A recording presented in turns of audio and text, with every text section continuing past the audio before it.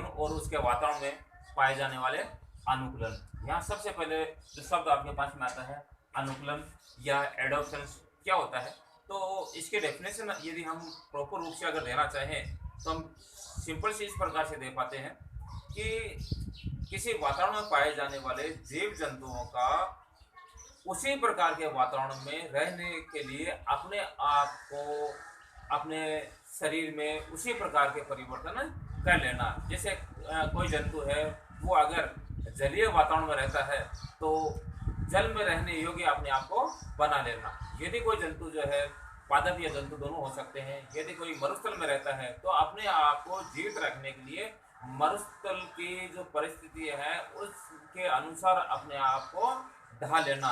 यदि कोई शीत प्रदेश में रहते हैं तो वहां पर सर्दी में रहने योग्य अपने आप को बना लेना, ये क्या कहलाता है? अनुकूलन कहलाता है। जैसे हम ये जानते हैं कि जल में जो जीव जंतु रहते हैं उनका शरीर जो होता है वो मछली के आकार का या कर्पूरनुमा होता है।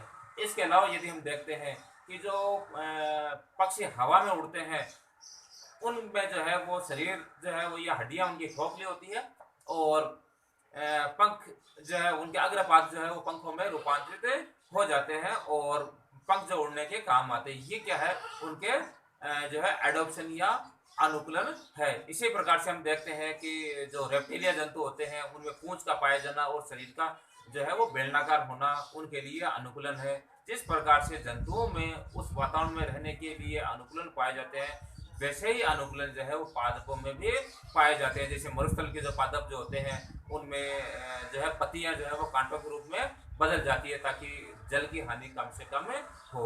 उसी प्रकार से हम देखते हैं कि जो जलीय जो पादप जो होते हैं उनमें जड़ें जो ज़्यादा गहराई तक नहीं गई होती है। तो इन सब को मिला करके हम क्या कहेंगे? अनुकूलन कहेंगे। तो हम यहाँ पर कुछ अनुकूलन की जो परिभाषा सिंपल से अगर देना चाहें तो जीवों में पाए जाने ऐसे परिवर्तन सिंपल सी परिभाषा ले सकते हैं। जीवों में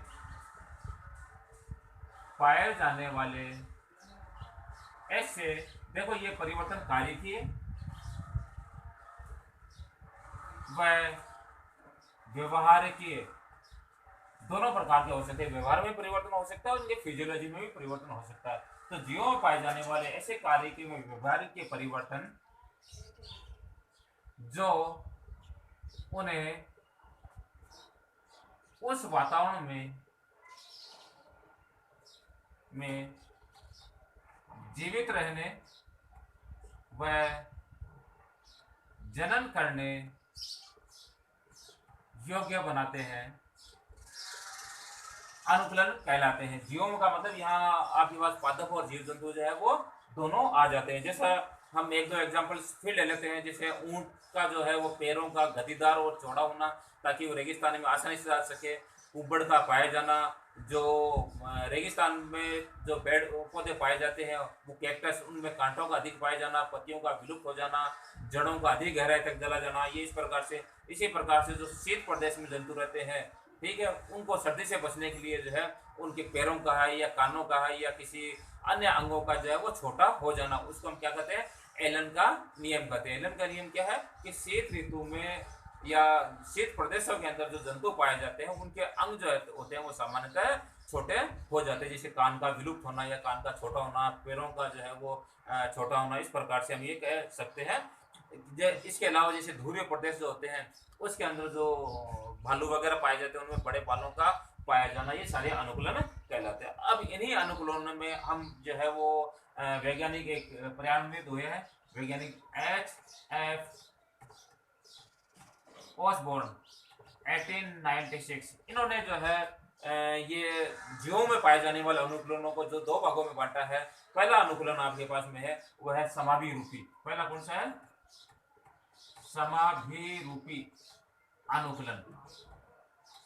समाभिरूपी अनुकूलन का मतलब ये होता है कि एक ही प्रकार के वातावरण में पाए जाने वाले विभिन्न प्रकार के जो जीव होते हैं वो अपना आकार जो है वो एक जैसा बना लेते हैं, उसी को हम कहेंगे समाभिरूपी अनुकूलन। जैसे हम बातचीत करते हैं कि समुद्र में या जल में पाए जाने वाले जो जीव जंतु होते हैं या जैसे समुद्र के अंदर जो है वो शार्क है, वेल है या इक्वेटोसॉर जो है, इनका आकार जो है वो एक जैसा सामान्य मछली जैसा या तरकुनुमा हो जाता है। तो हम इसको परिभाषा लिख सकते हैं कि एक प्रकार के वातावरण में पाए जाने वाले जंतुओं का आकार एक समान रूप से कर लेना, एक जैसा कर लेना, एक जैसा कर लेना क्या कहलाता है आपके पास में? समापी रूपी। जैसे कि नाम से इस पर समापी यानी समान प्रकार के रूप को चेंज कर लेना। जैसे एग्जांपल इसका अगर हम देना चाहें तो देखो सार्क मछली है, इसके अलावा है इक्वेटोसॉर, ब्लू व्हेल, इनका आकार किस प्रकार से हो जाता है? तरकुनुमा हो जाता है, ताकि ये जल के अंदर जो आसानी से तैर पाए। तो ये एक प्रकार का अनुकूलन हो गया। दूसरा आपके पास में जो है, हालांकि हमने पहले पढ़ा है, जिसको हम बोलते हैं अपसरिता, या हम ये कह सकते हैं जैसे फैलना, अपसरिता या विकिरण का इस प्रकार से हो जाना। तो अनुकूलित विकिरण इसको कहेंगे। क्या कहेंगे इसको? अनुकूलित विकिरण या अपसारिता। जैसा कि हम जानते हैं अपसारिता का मतलब क्या होता है? फैलना। इसी प्रकार से विकिरणों का मतलब ये फैलना होता है।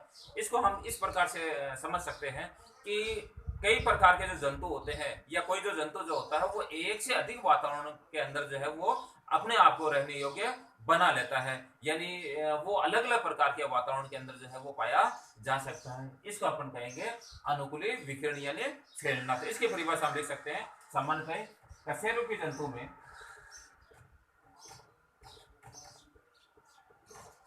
कशेरुकी जंतु में क्या होता है? अपने आप को फैला लेना। तो कशेरुकी जंतुओं की लगभग सभी सफल जातियों को हम इस प्रकार से कह सकते हैं, जैसे क्लास, वर्ग और ऑर्डर। गण जो होते हैं वो अपने आप को क्या कर लेते हैं? वहां पर रहने के लिए सदस्यों में का अपने आप को के सदस्य अपने आप में क्या कर लेते हैं? परिवर्तन कर लेते हैं, जीवन की पद्धतियों के अनुसार ढाल लेते हैं, अपने आप में जीवन की पद्धतियों के अनुसार ढाल लेते हैं। इसका यदि हमें सबसे अच्छा अगर उदाहरण लेना चाहें तो जो कंगारू है, जिसको अपन मार्सुपियल्स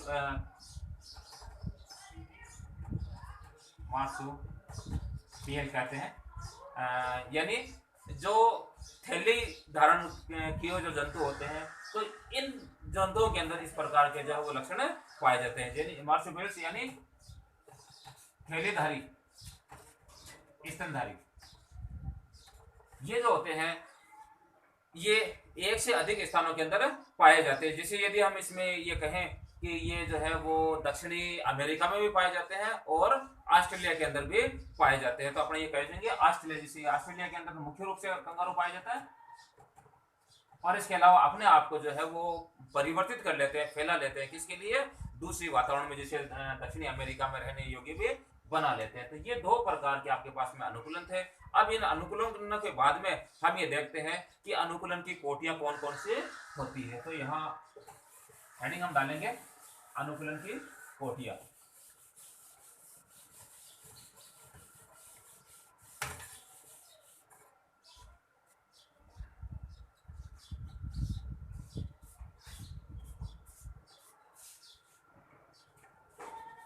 अनुकूलन की कोटियों का मतलब ये होता है कि किसी भी जो जीव जंतु जो होता है वो उस विशिष्ट प्रकार के वातावरण में रहने के लिए अपने आप में कौन कौन से परिवर्तन कर लेता है, उसी को अपन क्या कहेंगे? अनुकूलन की कोटियां कहेंगे। सबसे पहले हम यहाँ पर देखेंगे परजीविता। आपने परजीवी का नाम जरूर सुना होगा, पैरासिटिज्म। यानी परजीविता का मतलब ये होता है कि वे लक्षण जो किसी दूसरे जीव के ऊपर के रह करके और कोई दूसरा प्राणी जो है वहां से भोजन प्राप्त करता है। यानी हम इसमें दो चीजों को देखते हैं परजीविता के अंदर। एक तो होता है आपके पास परपोषी, दूसरा होता है परजीवी। यानी यहाँ एक होता है परपोषी ठीक है, परजीवी कह सकते हैं इसमें। और एक होता है इसका होस्ट, यानी ये जो होता है ये सामान्य छोटा होता है, ये होस्ट जो होता है वो बड़ा जंतु होता है। तो हम ये कह सकते हैं कि इसके अंदर एक जो होता है वो भोजन देने वाला होता है और दूसरा जो सामान्यतः भोजन प्राप्त करने वाला होता है। यहाँ हम सबसे पहले यहाँ पर लिखते हैं परिभाषा, परजीवी। परजीवी यानी दूसरों के ऊपर जीवित रहने वाला। क्या होता है? दूसरों के ऊपर जीवित रहने वाला, तो उसी को अपन क्या कहेंगे? परजीवी कहेंगे। ये परजीवी जो होते हैं वो अपने से बड़े और शक्तिशाली जीव के ऊपर किसी न किसी प्रकार से चिपक करके बाह्य रूप में या फिर आंतरिक रूप में जो है वो चिपक करके उसके साथ में रह करके अपना भोजन और अपना जीवन यापन कंप्लीट कर लेता है। तो इसको अपन क्या कहेंगे? परजीवी कहेंगे। तो इसकी परिभाषा एक ऐसा प्राणी यानी ये पादप भी हो सकता है जो अपने से बड़े व शक्तिशाली जीव पर, जैसा ही मैंने बताया था, या चिपक करके या किसी प्रकार से जो है संबंध बना करके जीव पर या जीव से हम ये कह सकते हैं कार्यकीय, सामान्यतः कार्यकीय या फिर कई बार जो होता है वो व्यवहार के भी जो है परिवर्तन कर लेता है। कार्यकीय या संबंध स्थापित कर भोजन व जीवन यापन पूर्ण करता है। तो ये क्या कहलाता है? आपके पास में परजीवी कहलाता है। परजीवी के बहुत सारे एग्जांपल्स हो सकते हैं, जैसे कसकोटा का नाम आपने सुना होगा, रिजगा वगैरह या अन्य जो हरे पादप होते हैं उनके ऊपर जो है कसकुटा या अमरबेल है वो अपना संपूर्ण जीवन काल जो है वो यापन कर लेती है। इसके अलावा और भी बहुत सारे जंतुओं में जैसे हम देखते हैं जूं है, खटमल है, जोंक है, चीचड़ी है, या हम और जो है जैसे ल्यू फ्लू का आंतरिक में, या फिर आपने नाम सुना होगा टेपवर्म का नाम सुना होगा, आपने राउंड वर्म का नाम सुना होगा, आपने एस्केरिस का नाम सुना होगा। ये सारे क्या है? किसी न किसी प्रकार के परजीवी है। तो यहाँ परजीवियों को हमने दो भागों में बांटा। देखो परजीवी को हम दो भागों में बांट सकते हैं। एक तो होता है आपके पास में बाह्य परजीवी और दूसरा आपके पास में होता है आंतरिक परजीवी। बाह्य परजीवी का मतलब होता है कि वे परजीवी जो अपने होस्ट के ऊपर, जहां से वो भोजन प्राप्त करते हैं, उनके ऊपर, उनकी त्वचा के ऊपर या बाह्य शरीर के ऊपर किसी न किसी प्रकार से चूसकांग की सहायता से या चूसन की सहायता से चिपक करके या फिर ढंग के माध्यम से या किसी भी प्रकार से जो है वो भोजन प्राप्त करते हैं, यानी ये बाह्य शरीर से अपना भोजन प्राप्त करते हैं, वो कहलाते हैं आपके पास में बाह्य परजीवी। ये परमानेंट नहीं होते, ये कई बार उनके साथ में परजीवी के रूप में रह भी जाते हैं और कई बार अलग भी हो जाते हैं। जैसे मच्छर है, मच्छर हमेशा के लिए जो हमारे शरीर पर चिपका नहीं रहता है। तो ये तो हो गया आपके पास में बाह्य परजीवी। बाह्य परजीवी का अगर हम उदाहरण लेना चाहें तो देखो आप जूं ले सकते हो, जोंक ले सकते हो, खटमल उदाहरण हो सकता है, मच्छर हो सकता है। मच्छर के अलावा यदि हम ये देखें तो आपके पास में जो है जैसे चीचड़ी हो सकती है।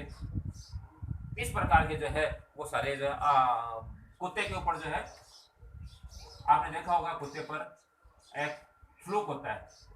तो ये सारे और भी बहुत सारे एग्जांपल्स आ जाएंगे जो बाह्य परजीवी के रूप में यह रहते हैं। पादपों में भी अगर आप देखते हैं तो कसकुटा इसका एक उदाहरण हो जाता है। आंतरिक परजीवी वे परजीवी होते हैं जो किसी पादप या जंतु शरीर के अंदर, पादप या जंतु शरीर के जो अंदर है वो चिपक करके या उनके शरीर में रह करके जो है वो अपना जीवन यापन करते हैं। जैसे भेड़ की आंत में पाया जाने वाला लीवर फ्लूक। इसके अलावा जो है हम और उदाहरण ले सकते हैं, जैसे मनुष्य की जो आंत में पाया जाने वाला है, हम कह सकते हैं जिसको आपने टेपवर्म, फीताकृमि का नाम सुना होगा, टेपवर्म हो गया। इसके अलावा गोलवर्मी हो गया, गोलकृमि हो गया, राउंड वर्म इसको बोलते हैं, एस्केरिस हो गया। एस्केरिस के अलावा है हमें जो है वो मलेरिया रोग फैलाने वाला, हमें पता है कि वाहक तो मादा एनोफिलीज मच्छर होती है, लेकिन रोग फैलाने वाला जो होता है वो आपके पास में प्लाज्मोडियम लार्वा, ये आंतरिक परजीवी के रूप के अंदर ही पाया जाता है। प्लाज्मोडियम लार्वा के अलावा जो है भेड़ के अंदर अगर हम देखते हैं जैसे, तो ये ल्यूट फ्लूक वगैरह हो जाता है, या फिर हमारे दांतों में या कहीं पाए जाने वाले एंट अमीबा स्टेलेटिका, ये कुछ विशेष प्रकार के जो आंतरिक परजीवी है जो शरीर के अंदर रह करके जो जीवन यापन करते हैं। यहाँ जो महत्वपूर्ण एक नोट लगा करके अपन ये चीज देखेंगे कि कौन से परजीवी है जो ज्यादा सफल हो पाते हैं। तो वे परजीवी अधिक से अधिक सफल हो पाते हैं जो अपने होस्ट को जो है वो कम से कम नुकसान पहुंचाते हैं या न के बराबर नुकसान पहुंचाते हैं, उनको किसी प्रकार से नुकसान नहीं पहुंचाते, वो अधिक से अधिक सफल परजीवी के रूप में अपना जीवन यापन कर सकते हैं। तो यहाँ पर अपन ये कह सकते हैं कि जो है परजीवी होने के लिए जरूरी है कि वो अपने परपोषी को या जिस घर में रहते हैं उसको कम से कम नुकसान पहुंचाए। जैसे पिनोथेरिज एक केकड़ा है, इसका सबसे अच्छा उदाहरण है पिनोथेरिज जो है वो केकड़ा, इसका सबसे अच्छा उदाहरण है जो क्या करता है कि आयस्टर, देखिए समुद्रों में पाए जाने वाले आयस्टर के गलफोर्डो से निकलने वाले रस या श्लेष्मा से जो है अपना जीवन यापन कर लेता है। तो उससे क्या होता है, आयस्टर को किसी प्रकार नुकसान नहीं हो पाता और पिनोथेरिज जो केकड़ा है उसको भोजन प्राप्त होता रहता है। तो ये हम इस प्रकार से कहेंगे कि ये एक अच्छा उदाहरण है जो अपने होस्ट को जो है वो कम से कम नुकसान पहुंचाता है। तो यहाँ मान सकते हैं कि जो अंतः परजीवी होता है वो जीव के यकृत, गुदा या आंत या जिसको अपन बोलते हैं रुधिर आदि के ऊपर जो है वो रह करके अपना जीवन यापन कर सकता है। अब यहाँ हम ये चीज देखते हैं कि कुछ परजीवी ऐसे होते हैं जो सामान्यतः अपना जीवन काल जो है वो एक ही पोस्ट के ऊपर अपना जीवन काल कंप्लीट कर लेते हैं, लेकिन कुछ परजीवी ऐसे होते हैं जिसको जीवन यापन करने के लिए वो जटिल प्रकृति के होते हैं, उनको जीवन यापन करने के लिए एक से अधिक जो है वो होस्ट की आवश्यकता होती है। जैसे हम यहाँ बातचीत करते हैं कि यानी एक से अधिक यानी दो परपोषियों की आवश्यकता होती है। जैसे हम यहाँ देखते हैं कि प्लाज्मोडियम लार्वा है जो हमें मलेरिया फैलाता है। इसमें प्राथमिक प्रपोषी जो होता है वो मच्छर होता है, लेकिन द्वितीय मच्छर यानी मादा एनोफ्लिज मच्छर, लेकिन जो द्वितीय प्रकोष्ठी है वो क्या होता है, मानव का रक्त यानी यकृत में आकर के ये जो है वो अपना जीवन काल या अपने जो है वो जनन की प्रक्रिया जो पूर्ण कर पाता है। तो इसको अपना जीवन काल पूर्ण करने के लिए यानी हम यह कह सकते हैं कि जीवन काल पूर्ण करने हेतु दो परपोषियों की आवश्यकता होती है। किसकी आवश्यकता होती है? दो परपोषियों की आवश्यकता होती है, जहां पर ये अपना जो है वो पोषण प्राप्त कर पाते हैं। इसके अलावा हम देखते हैं जो भेड़ के आंत में जो लिवर फ्लूक पाया जाता है, ये तो मनुष्य की बातचीत कर लेते हैं। भेड़ की आंत में पाया जाने वाला लिवर फ्लूक, क्या कहते हैं इसको? लिवर फैसियोला हेपेटिका,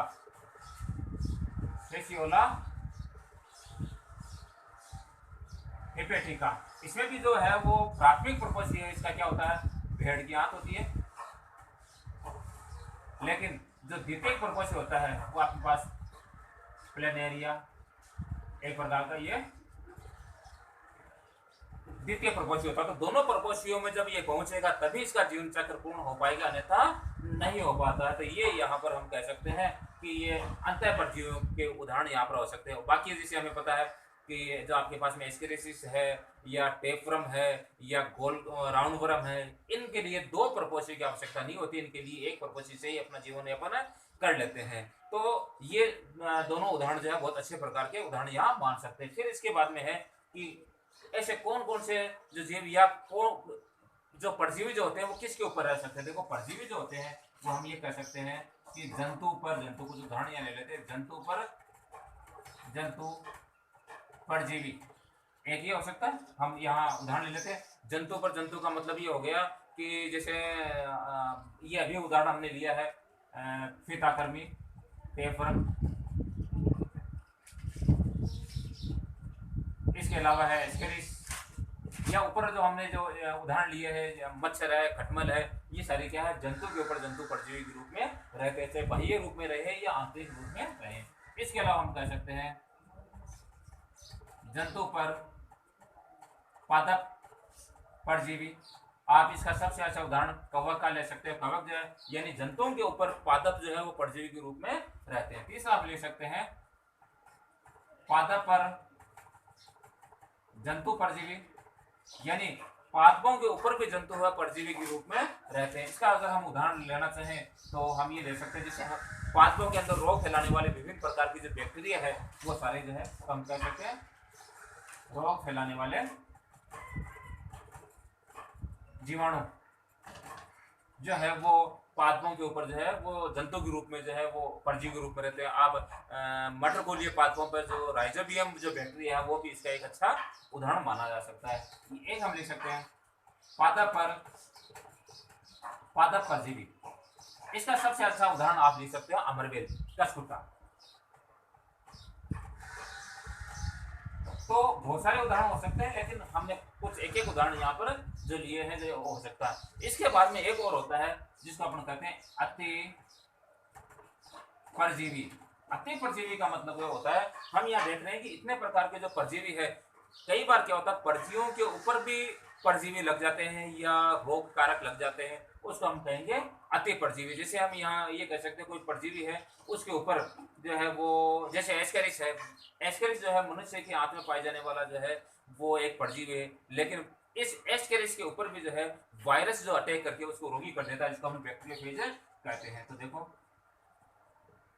एस्केरिस पर परजीवी और इन पर रोग फैलाने वाला जो आपके पास में जीवाणु भोजी वायरस जिसको अपन कह सकते हैं बैक्टीरियोफेज जो है, ये अति परजीवी के रूप में जो है यहाँ इसके ऊपर पाए जाते हैं। इसके नेक्स्ट पॉइंट अपना है कि परजीवियों के कौन कौन से लक्षण हो सकते हैं। परजीवियों के लक्षण कौन कौन से हो सकते हैं। देखो परजीवियों में बहुत सारे लक्षण जो हो सकते हैं जो उनके पर्पस यानी होस्ट के अनुसार जो होते हैं, यानी उनके अनुसार जो है वो अपने आप को वो ढाल लेते हैं। जैसे यदि हम इसमें से चर्चा अगर करनी चाहें तो इसमें ये कर सकते हैं हम कि कुछ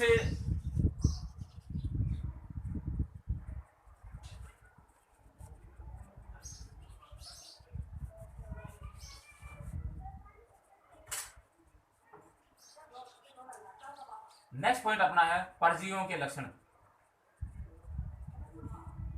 तो सामान्यतः परजीवियों के जो लक्षण होते हैं वो जिस प्राणी के ऊपर ये परजीवी के रूप में रहते हैं उनके अनुसार, उनके शरीर के अनुसार कि वो जो होस्ट है या जो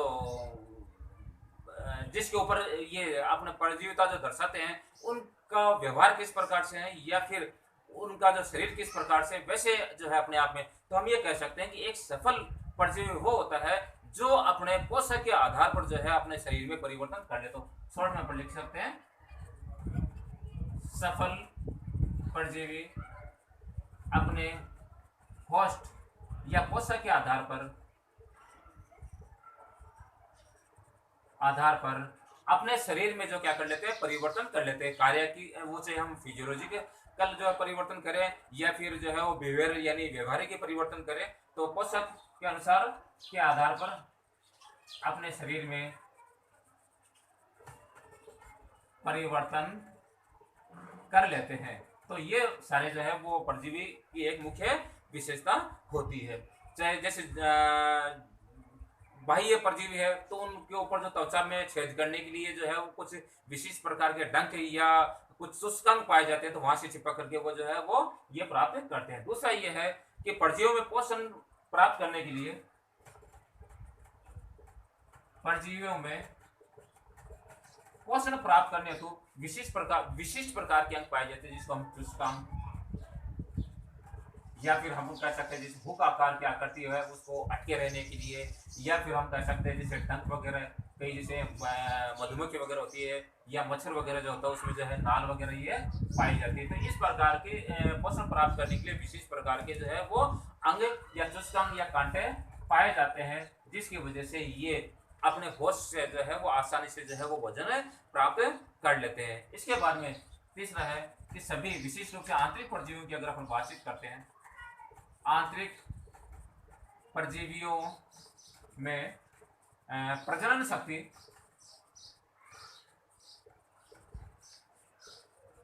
तीव्र व अत्यधिक होती है। यानी अत्यधिक संख्या के अंदर आपको पता होना चाहिए कि एक मादा एस्करिस है एक बार में लगभग 2 से 2.5 करोड़ तक अंडे देती है। तो इस प्रकार से हम कह सकते हैं कि जो प्रजनन शक्ति तीव्र है वो अत्यधिक तेज होती है। और इसमें हम जैसे एस्करिस का हमने एक एग्जांपल ले लिया है, इसके अलावा हम देखते हैं कि फिताकर्मी जो है, फिताकर्मी का जो शरीर है वो लंबा होता है, लंबा व खंडीय। तो ये क्या करता है कि जैसे जैसे बड़ा होता है तो अपने खंडों को जो है वो जहां पर ये पाया जाता है, जैसे आहार नाल में सामान्य रूप से हम मानते हैं पाया जाता है, तो आहार नाल में जो है अपने निषेचित अंडों को जो है वो स्रावित करता रहता है, जिससे निषेचित अंडे जो है बाद में परिपक्व होकर के और नए फिताकर्मी जो है वो बना लेते हैं या पुराने हिस्से के अंदर इस प्रकार से छोड़ते जाते हैं। या हम देखते हैं कि मनुष्य में जो गोलकर्मी है, राउंड वर्म है, ये क्या करते थे अपनी एक लंबी कड़ी बना लेते हैं, जिसकी वजह से जो है वो अपने जो है वो प्रजनन की कैपेसिटी को बढ़ा पाते हैं। इसके अलावा जो है कि आंतरिक जो परजीवी होते हैं, आंतरिक परजीवियों में अंतर अपन कह सकते हैं स्वनिषेचन व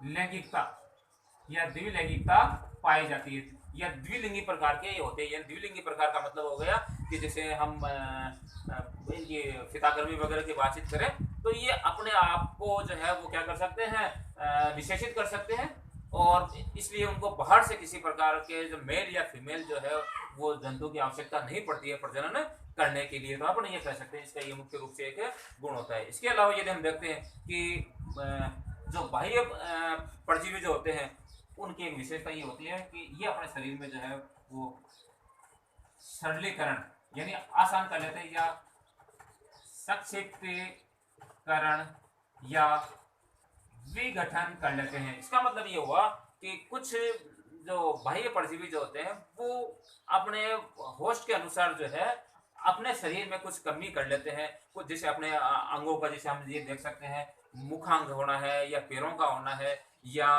चुस्कांग का होना है या अन्य कोई जो संरचना का जो होना है, उनमें क्या कर लेते हैं वो या तो उनको हटा देते हैं वहां से या फिर उनको छोटा कर लेते हैं, जिसकी वजह से किसी जो है अन्य होस्ट के ऊपर रहने में उनको कोई दिक्कत। हम ले सकते हैं एक आर्थ्रोपोडा का है सेकुलिना। ये क्या करता है कि आर्थ्रोपोडा केकड़े के ऊपर जो है वो एक परजीवी के रूप में रहता है।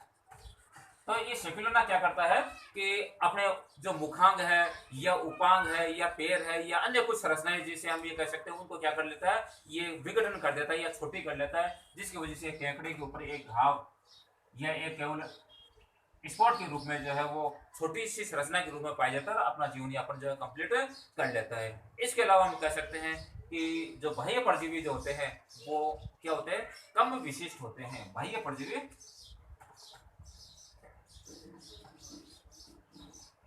कम विशिष्ट का मतलब ये होता है इनमें कोई ज्यादा विशिष्टताएं नहीं पाई जाती है, यानी ये एक से अधिक जो है वो जंतुओं के ऊपर रह करके अपना जीवन यापन कर सकता है।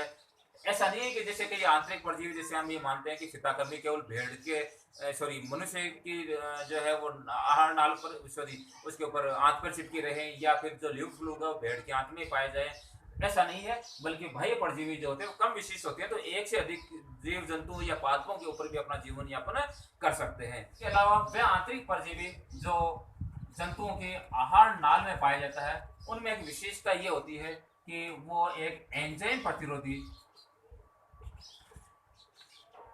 पदार्थ का स्राव करते हैं, जिससे क्या होता है पाचक एंजाइम जो है इनको पचा नहीं पाते और जो है वो अपने आप को ये सुरक्षित बचा पाते हैं। तो ये भी एक इनकी विशेषता होती है और इनके ऊपर जो है कि क्यूटिकल का जो है वो कठोर आवरण भी पाया जाता है। तो ये विशिष्ट एक परजीवियों का विशिष्ट गुण होता है। इसके अलावा हमने चर्चा की थी कि कुछ जो परजीवी जो होते हैं उनको जीवित रहने के लिए एक से अधिक प्रपोषियों की आवश्यकता होती है। जैसे हम ये देख सकते हैं प्लाज्मोडियम की अगर हम बातचीत कर सकते हैं तो यहाँ पर ये देखो एक से अधिक होस्ट की आवश्यकता।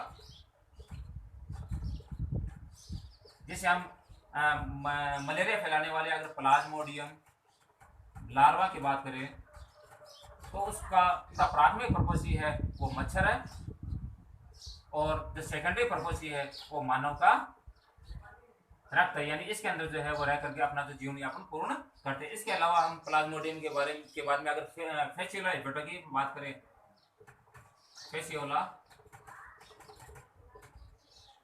हेपेटिका यानी जिसको लिवर फ्लू कहते हैं, तो उसमें भी जो है वो जो भेड़ की आंख में पाया जाता है, इसमें भी प्राथमिक प्रपोषी है वो भेड़ है, भेड़ की आंख है, जबकि सेकेंडरी जो प्रपोषी है वो हमने देखा था प्लेनेरिया या जो घिंगा। इस प्रकार से ये जो है वो दो प्रपोषियों में जाकर के अपना जीवन का काल जो है वो कंप्लीट कर पाते हैं। इसके अलावा भी और बहुत सारे परजीवियों के ऐसे गुण पाए जाते हैं, जैसे शीत प्रदेशों में पाए जाने वालों में अलग लक्षण होते हैं, ग्रीष्म ऋतु में पाए जाने वालों में अलग होते हैं, जो ध्रुवीय प्रदेशों में रहते हैं उन जंतुओं में अलग प्रकार के अनुकूलन पाए जाते हैं। ये हमने सामान्यतः जंतुओं के अनुकूलन देखे हैं। इसके साथ साथ में अगर हम पादपों की भी बातचीत करें तो पादपों में हमने देखा है कि विशेष प्रकार के अनुकूलन पाए जाते हैं। चाहे आप मरुस्थल में पाए जाने वाले केर है, झाड़ियों की बातचीत करें या फिर हरे पादपों पर जीवन यापन करने वाले परजीवी हम कछकुटा या अमरबेल की बातचीत करें या और भी कई प्रकार के जो परजीवी जो होते हैं वो अपना जीवन काल जो है वो इस प्रकार से परिवर्तन करके या अपने आप में अनुकूलित करके वो अपना जीवन काल कंप्लीट कर पाते हैं। अब नेक्स्ट इसके बाद में परजीवी जीवों के मध्य पाए जाने वाले अनुकूलन किस किस प्रकार से हो सकते हैं। परजीवियों पर हम लिख सकते हैं परजीवियों पर पाए जाने वाले अनुकूलन, यानी किस किस प्रकार के जो है अनुकूलन इनके अंदर जो है वो पाए जाते हैं। तो हम ये कह सकते हैं कि ये इस प्रकार के अनुकूलन कौन से होते हैं। तो इसमें क्रियात्मक है, फिजियोलॉजिकल है, ये व्यवहारिकल है। जो आपके पास व्यवहारिक अनुकूलन इस प्रकार से हो सकते हैं। पहला हम पढ़ेंगे यहाँ पर क्रियात्मक अनुकूलन। क्रियात्मक अनुकूलन का मतलब होता है फिजियोलॉजिकल एडप्शन, यानी कई परजीवी जो है वातावरण विशेष में क्रियात्मक परिवर्तन कर लेते हैं, वातावरण के अनुसार अपने आप में जो है वो बदलाव कर लेते हैं। तो हम यह कह सकते हैं कि वातावरण के अनुसार अपने आप में क्रियात्मक परिवर्तन कर लेते हैं। जैसे हम एग्जांपल लेते हैं एक कि जो समुद्री जहाज होता है उसकी लकड़ी को खाने के लिए जो एक छोटा जो जीव होता है उसको अपन बोलते हैं शिप वर्म, यानी जहाज कर्मी के नाम से इसको जानते हैं। जहाज कर्मी इसको हम टेरिडो या टोरिडो के नाम से जानते हैं।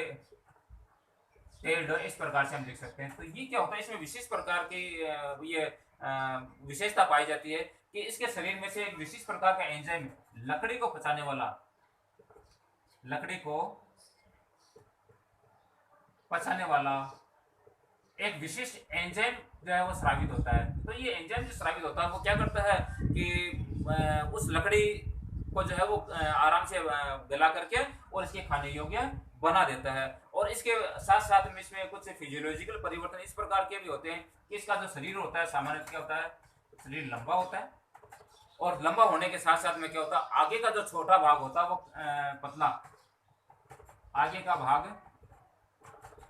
पतला वह कठोर होता है, जिससे ये लकड़ी के अंदर आसानी से घुस जाता है और लकड़ी में आसानी से घुस करके जो है वो अपना जीवन उस लकड़ी को आसानी से बिल बना करके पाचन कर सकता है या उसको खा सकता है, जैसे दीमक खाती है उसी प्रकार से। इसके अलावा हम देखते हैं और जैसे रेप्टेलिया या सरीसृप, जैसे हम देखते हैं सरीसृप या पक्षी या फिर जो मरुस्थल के अंदर पाए जाते हैं, हम ये कह सकते हैं मरुस्थलीय जो जीव जो या हम जंतुओं की बातचीत करते हैं या हम जैसे पक्षी आपके पास में आ गया, ये क्या करते हैं कि उत्सर्जन के रूप में जो यूरिक अम्ल का उत्सर्जन करते हैं। किसका करते हैं? यूरिक अम्ल का उत्सर्जन करते हैं, जिससे क्या होती है, मलमूत्र के साथ में यूरिक अम्ल का उत्सर्जन करने से क्या होता है, मलमूत्र के साथ में जल की हानि कम से कम हो पाती है, अधिक हानि नहीं हो पाती है। इसी प्रकार से हम देखते हैं कि मरुस्थल में जो प्राणी पाए जाते हैं, मरुस्थलीय प्राणी, उनके भोजन में जो है वो वसा की मात्रा अधिक होती है। वसा की मात्रा अधिक होना भी एक जो है वो जल हानि को रोकने के समान ही होता है। और हम अगर हम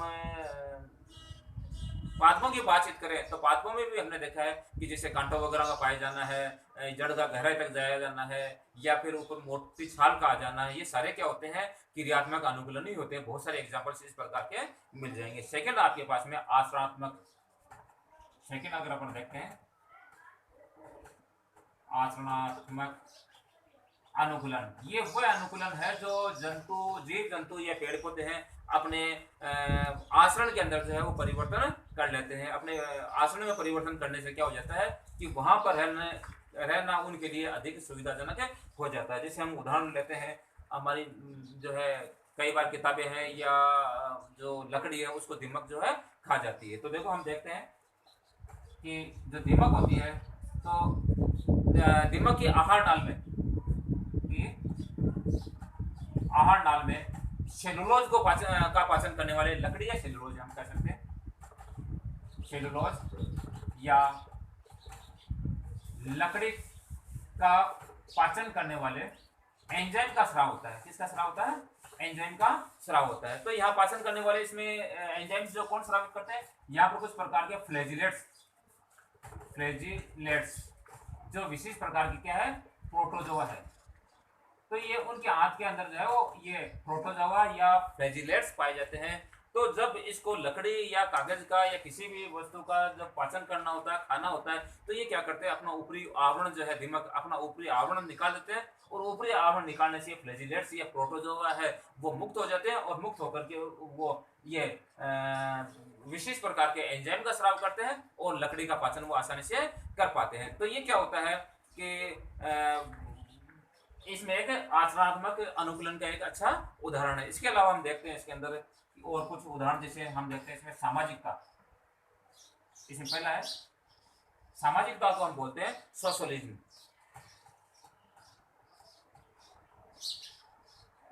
सोशलिज्म का या सामाजिकता का मतलब होता है कि ये एक ही प्रकार की प्रजाति के अंदर पाया जाता है, विभिन्न प्रकार की प्रजातियों में, एक ही प्रकार की प्रजातियों में। इसका सबसे अच्छा उदाहरण आप हनी बी यानी मधुमक्खियों को ले सकते हो। मधुमक्खियों के अलावा आपके पास में ततैया है, ये भी इसका एक अच्छा उदाहरण आपको पता होना चाहिए कि इसके अंदर जो है क्या पाया जाता है, श्रम विभाजन पाया जाता है, इनका कार्यों का बंटवारा पाया जाता है। तो ये भी एक दूसरे के साथ में रह करके अपना जीवन यापन करते हैं। जैसे आपको पता है कि मधुमक्खियों में रानी का काम केवल और केवल जनन करना होता है, लेकिन उसके साथ साथ में छत्ता बनाना, शहद का निर्माण करना, उसकी सुरक्षा करना का जो काम है वो दूसरी श्रमिक जो मक्खियों का होता है, ड्रोन का काम आपको पता ही है कि केवल जनन करना होता है, लेकिन फिर भी ये एक साथ अलग अलग कार्य करते हुए एक साथ रह करके अपना जीवन यापन कर लेते हैं। इसके बाद में दूसरा आपके पास में सहभोजिता। सहभोजिता का मतलब होता है एक साथ में रह करके और भोजन प्राप्त करना, जिसको हम कम्युनलिज्म कहते हैं। क्या बोलते हैं? कम्युनलिज्म कहते हैं। इसको हम कह सकते हैं सहभोजिता। सेकंड है, इसमें क्या होता है, दो जो जीव है एक दूसरे के साथ में रहते हैं, जिसमें एक को निश्चित रूप से जो है लाभ होता है, लेकिन दूसरे को जो है वो हानि नहीं होती है, दूसरा जो है अप्रभावी रहता है। तो इसमें हम लिखेंगे एक ऐसी पारस्परिक क्रिया, एक ऐसी पारस्परिक क्रिया जिसमें दोनों साथ रहने वाले जीवों में से एक को लाभ जबकि दूसरा अप्रभावित रहता है, दूसरा अप्रभावित रहता है। तो इसका उदाहरण जो है हम यहाँ ले सकते हैं। इसमें अनेक, जिसे हम देखते हैं अनेक आर्किड्स है, आर्किड्स, लाइकेन, या हम जिसे बोलते हैं अधिपादप, ये जो है वो बड़े वृक्षों की जो है वो शाखाओं के ऊपर ये रह करके अपना जीवन यापन करते हैं। वहां से ये आपके पास में नमी है, प्रकाश है, वह भोजन प्राप्त करते रहते हैं। लेकिन इससे क्या होता है कि इनको तो लाभ होता है, लेकिन बड़े जो वृक्ष है उनको किसी प्रकार की कोई हानि नहीं होती। इसके अलावा हम देखते हैं कि ब्लू व्हेल है। ब्लू व्हेल के ऊपर एक आवास बनाने वाला एक जो जंतु होता है जिसको अपन बोलते हैं बार्नेकल्स। तो ये आपके पास में बार्नेकल जो है वो ब्लू व्हेल के पेट के ऊपर जो है वो आवास बना के रहता है, तो बार्नेकल को किसी प्रकार का जो नुकसान नहीं होता है। इसके अलावा हम देखो बगुला व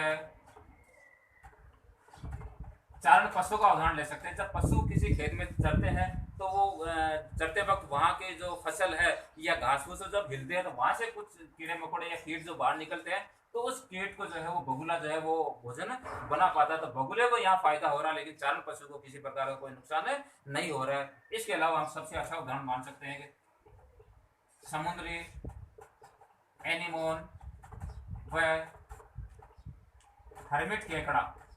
इसका उदाहरण हर्मिट केकड़े को अपन कहते हैं साधु केकड़ा।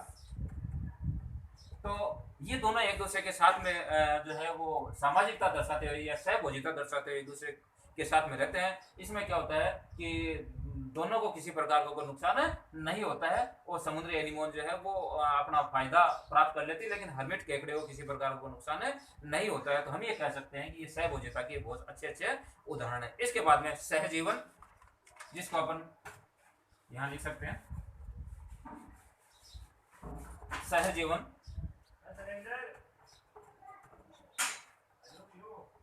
सहजीवन यानी इसका मतलब ये हो गया कि एक साथ में रहना या सहजीविता, ये बहुत अच्छा उदाहरण है। इसमें क्या होता है कि दो जो जंतु जो होते हैं वो हमेशा क्या होते हैं एक दूसरे के साथ में रहते हैं। परजीवी व परपोषी के मध्य ये पाया जाता है। तो यहाँ लिखते हैं परजीवी व परपोषी के मध्य। लेकिन इनमें क्या होता है जो दो जंतु जो साथ में रहते हैं उसमें दोनों अथवा एक को लाभ, दोनों अथवा एक को लाभ होता है, लेकिन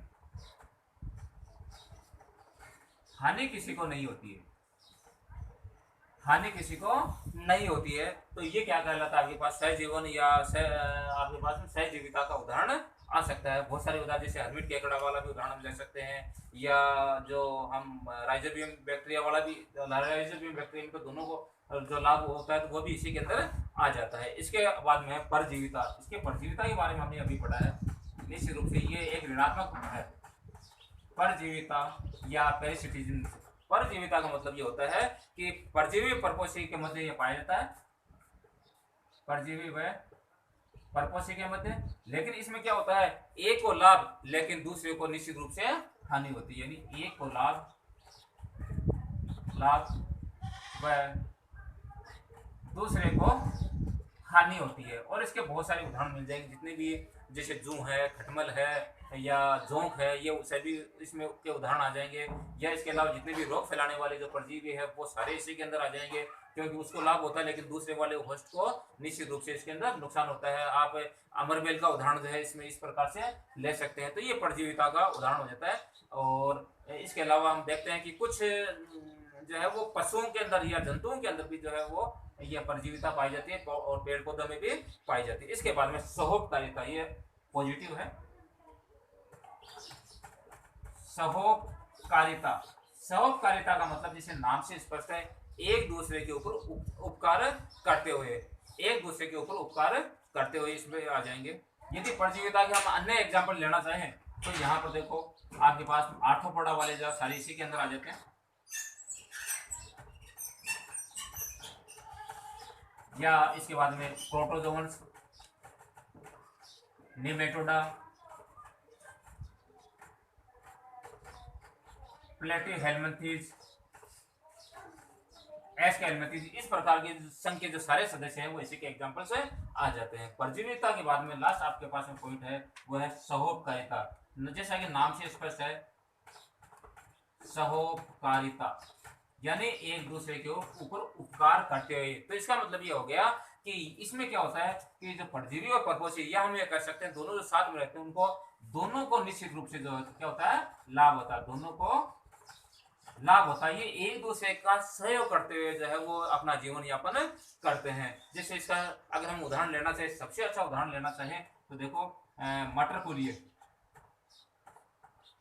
जिसको हम लेगुमिनिस कुल के या फलीदार पादप जो बोलते हैं, उनके पादप व इनके जड़ों में पाए जाने वाले जो बैक्टीरिया होते हैं, राइजोबियम बैक्टीरिया, इनके बीच के अंदर जो है ये संबंध पाया जाता है। यहाँ देखिए मटरकुलीय पादप को जो है वो राइजोबियम बैक्टीरिया से क्या हो जाती है, नाइट्रोजन की आपूर्ति हो जाती है, और राइजोबियम बैक्टीरिया को वहां रहने के लिए जो है वो स्थान मिल जाता है, उनकी जड़ों में गांठ बना के रहने लग जाता है, और इसके साथ साथ में उनको खाने के लिए या भोज्य पदार्थ के लिए कार्बोहाइड्रेट की जो है वो पूर्ति यहाँ पर हो जाती है। तो ये सहयोगकारिता का एक अच्छा उदाहरण है। तो हम ये कह सकते हैं कि ये कुछ ऐसे कैरेक्टर्स है जो किसी परजीवी के अंदर जो है सामान्य रूप से अपने आप को अनुकूलित बनाने के लिए जो है वो पाए जाते हैं। धन्यवाद।